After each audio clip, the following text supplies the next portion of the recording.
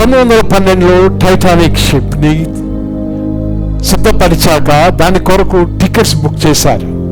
అందులో జేమ్స్ అనే ఒక వ్యవసాయదారుడు తన యొక్క భార్య 3 బిడ్డలతో తాను కలిసి వెళ్ళాలని ముందుగానే టికెట్స్ బుక్ చేసుకున్నారు. ఆ జేమ్స్ కి ఉన్న 3 బిడ్డల్లో కుమారుడికి జస్ట్ 1 వీక్ ముందు ఒక పిచ్చి కుక్క కరిసింది. డాక్టర్స్ చికిత్స చేస్తూ అన్నారు, జేమ్స్, నీ కొడుకుని టైటానిక్ షిప్ లో నువ్వు పట్టుకెళ్ళలేవు, అతనికి ఇక్కడే చికిత్స ఇవ్వాలి, దగ్గర ఉండాలి.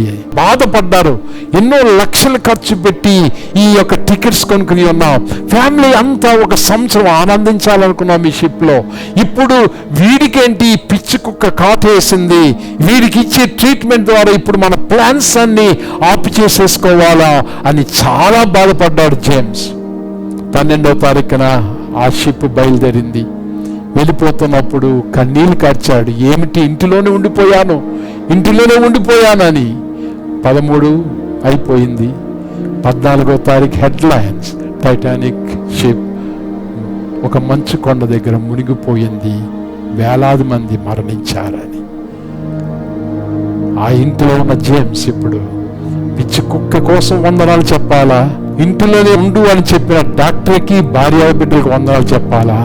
కొన్నిసార్లు మనము బంధించబడి ఇళ్లలో ఉన్న, తలుపులు వేసుకున్న ఒక మంచి వార్త ప్రభు మీకు ఇస్తాడు. తప్పకుండా మీకు సమాధానము కలుగునుగా.